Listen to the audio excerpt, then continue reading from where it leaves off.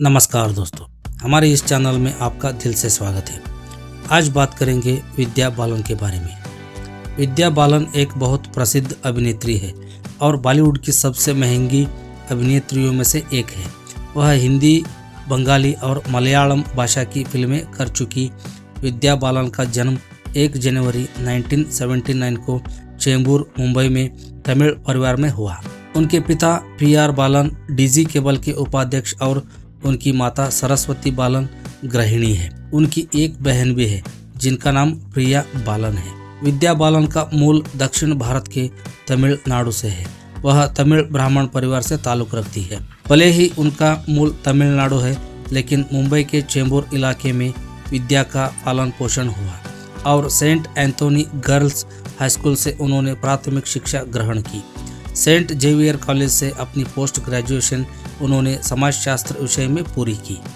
उन्हें आरंभ से ही अभिनय में दिलचस्पी थी, इसलिए उन्होंने कॉलेज में भी कई सारे नाटकों में हिस्सा लिया।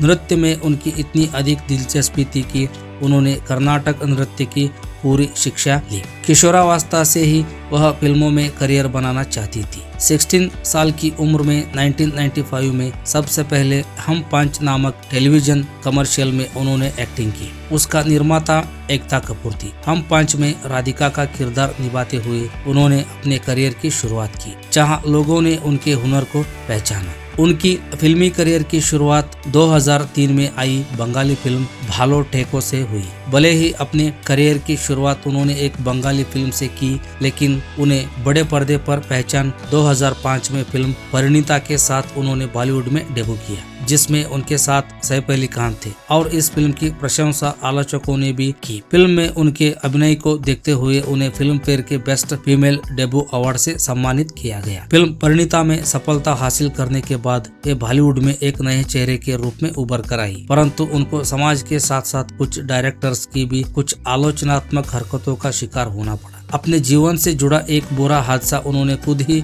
एक इंटरव्यू में सबके सामने बताया कि काम के सिलसिले में जब वह एक बार चेन्नई एक डायरेक्टर से मिलने गई, तब उन्होंने उनका फायदा उठाने की कोशिश की। वे उस बुरे हादसे का शिकार होने से तो बच गई, लेकिन उन्हें अपने करियर में 12 प्रोजेक्ट गंवाने पड़े। उन्होंने अपने जीवन में कई सारी कड़ी बातें सुनने के बाद भी हार नहीं मानी और बहुत संघर्ष किया। अपने संघर्ष के चलते उन्होंने एक मलयालम डायरेक्टर से अपशकुन होने का कलंक भी लगवाया, लेकिन फिर भी उन्होंने इस बात को दिल पर न लेते हुए अपने भविष्य पर गौर किया और आगे बढ़ती चली गई। भले ही बॉलीवुड के बड़े पर्दे पर परिणीता फिल्म असफल रही, लेकिन उन्होंने अपने कार्य में ना ही पीछे हटना सीखा और ना ही हार मानना। परिणीता फिल्म के बाद साल 2006 में आई संजय दत्त के साथ एक धमाकेदार फिल्म लगे रहो मुन्ना भाई में जबरदस्त अभिनय से खुद को साबित कर दिखाया। इस फिल्म ने विद्या बालन को बॉलीवुड के बड़े पर्दे पर एक नई पहचान बनाने का मौका दिया। बॉलीवुड के गलियारों में इस फिल्म ने खूब सुर्खियां बटोरी और इस फिल्म की सफलता आसमान को छूने लगी। फिल्म दुनिया भर में बहुत ही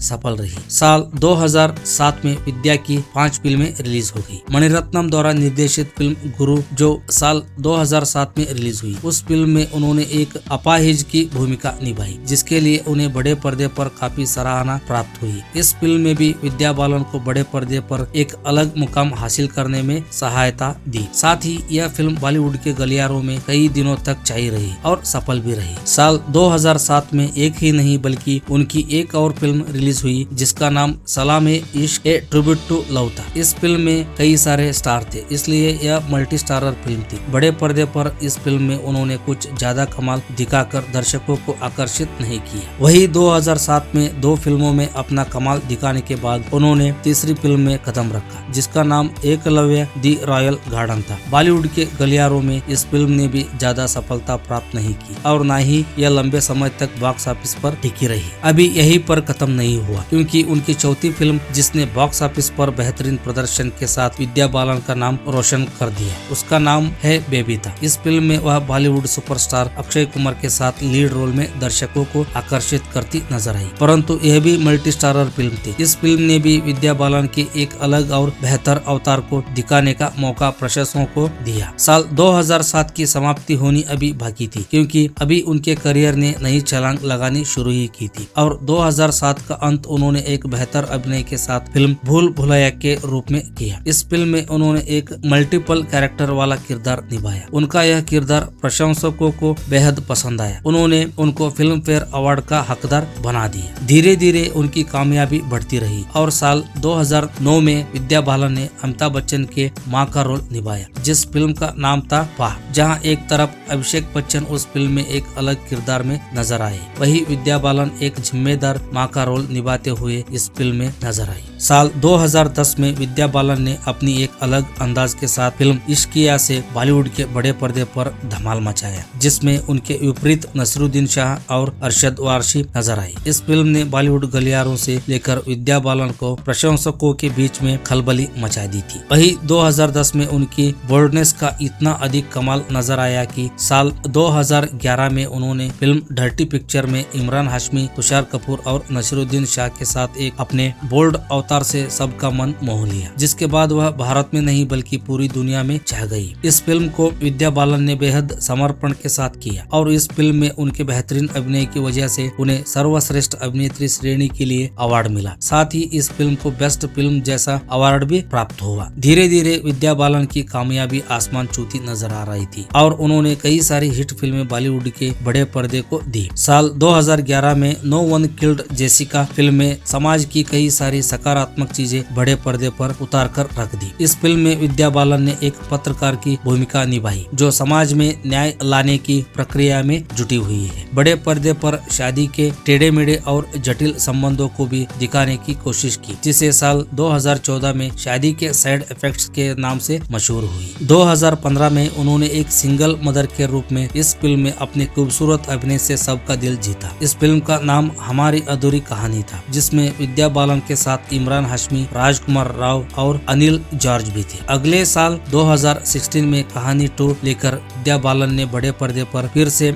एंट्री की, जिसमें वे एक रहस्यमयी अतीत वाली महिला के रूप में नजर आई, जिस पर अपहरण और हत्या के कई आरोप लगे हुए थे। अगला साल उनके लिए बहुत ही अजब गजब रहा, क्योंकि साल 2017 में तुम्हारी सुल्लू फिल्म के रूप में उन्होंने ऐसी महत्वाकांक्षी गृहिणी को बड़े पर्दे पर लाकर दिखाया, जो पति के प्यार के साथ साथ खुशहाल परिवार चाहती थी और अपने परिवार में थोड़ी बहुत चीजें बदलने के लिए नौकरी करना चाहती थी और अपने परिवार को अपने दम पर कुछ हद तक बदलने की इच्छा रखती थी। साल 2018 में श्रीजीत मुखर्जी द्वारा निर्देशित फिल्म बेगम जान में भी उन्होंने एक महत्वपूर्ण किरदार निभाया, जो हमारे समाज में सबसे निंदनीय किरदार माना जाता है। यह एक ऐसी फिल्म थी जिसमें 11 वेश्याओं की कहानी के बारे में बताया गया। भारत पाकिस्तान के विभाजन के समय की अपनी दुर्दशा व्यक्त करती है। महिलाओं के जीवन से जुड़ी कई फिल्मों में उन्होंने अपने बेहतरीन अभिनय को दर्शाया, जिनमें से एक नीरकोंडा परवाई फिल्म, जो साल 2019 में रिलीज हुई। इस फिल्म में एक रिटायर्ड वकील 3 महिलाओं के नाम को खत्म करने पर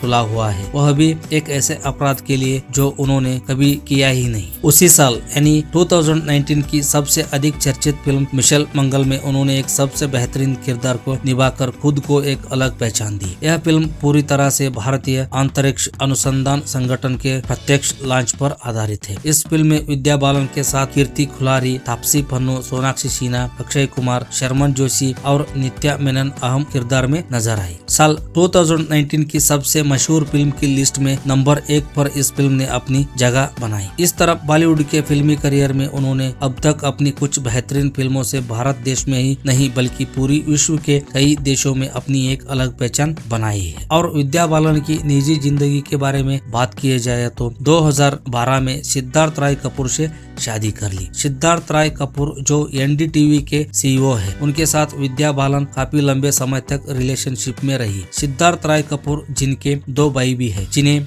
अपने बॉलीवुड के बड़े पर्दे पर अक्सर देखा होगा। उनके दोनों देवर बॉलीवुड के गलियारों में बेहद मशहूर है। उनका नाम शायद आप जानते भी होंगे। उनके देवर का नाम आदित्य राय कपूर और दूसरा कृणाल राय कपूर है। और विद्या बालन के अवार्ड के बारे में बात किए जाए तो अपने फिल्मी करियर के आरंभ में साल 2000 2004 में बंगाली फिल्म के अभिनय के लिए उन्हें सर्वश्रेष्ठ अभिनेत्री के लिए आनंद लोक पुरस्कार प्राप्त हुआ। उस बंगाली फिल्म का नाम भालो थेको था, जिसके लिए उनके बेहतरीन अभिनय के लिए उन्हें सराहा गया। सर्वश्रेष्ठ अभिनेत्री के तौर पर उन्हें फिर से एक पुरस्कार से सम्मानित किया गया। यह अवार्ड उन्हें साल 2007 की फिल्म भूल भुलैया के लिए मिला था। इस फिल्म में उन्होंने एक अलग किरदार निभाया जो प्रशंसकों को और बॉलीवुड के गलियारों में बैठे बॉलीवुड पंडितों को बेहद पसंद आया। और साल 2010 में उनकी फिल्म डेढ़ इश्किया ने बड़े पर्दे पर कमाल दिखाया था। साल 2010 में उन्होंने एक और अवार्ड अपने नाम किया। वह अवार्ड उन्हें एक विचित्र अभिनय करने के लिए मिला जो उन्होंने फिल्म पा में एक मां के किरदार में निभाया। जीवन के संघर्षों को बड़े पर्दे पर उतारकर उन्होंने खुद को एक बेहतर अभिनेत्री के रूप में साबित कर दिखाया। डर्टी पिक्चर में लोगों की निंदा सहने के बाद भी उन्होंने एक ऐसा किरदार निभाया जिसे देखकर प्रशंसक उनकी ओर आकर्षित हो गए और उनके चर्चे बॉलीवुड के गलियारों से लेकर हॉलीवुड के गलियारों तक छा गया। तब उन्हें डर्टी पिक्चर के लिए साल 2011 में सर्वाधिक एंटरटेनमेंट अभिनेत्री के तौर पर राष्ट्रीय फिल्म पुरस्कार से सम्मानित किया गया। उनके लिए यह बहुत बड़े सम्मान और गर्व की बात थी। फिल्म कहानी में उन्होंने एक सिंगल मदर के रूप में प्रशंसकों का दिल जीत लिया। इस फिल्म के लिए उन्होंने फिल्म फेयर अवार्ड हासिल कर लोगों को दिखा दिया कि किस तरह से यह किरदार उनके लिए जीत हासिल करा सकता था। यह अवार्ड उन्हें साल 2013 में प्राप्त हुआ। साल 2017 में फिल्म तुम्हारी सुल्लू के लिए भी उन्हें बहुत सराहना मिली, जिसमें एक गृहिणी ने अपनी इच्छाओं को उड़ान देते हुए एक नए रास्ते को चुना, जिसके लिए उन्हें सर्वश्रेष्ठ अभिनेत्री का पीपल चॉइस अवार्ड मिला। दोस्तों, आज का एपिसोड समाप्त हुआ। मिलते हैं नेक्स्ट वीडियो में। तब तक के लिए आप हमारे इस चैनल को सब्सक्राइब करो, बेल आइकन प्रेस करो ताकि आने वाली हमारी नई वीडियो की जानकारी आप तक सबसे पहले पहुंच सकेगी। धन्यवाद दोस्तों।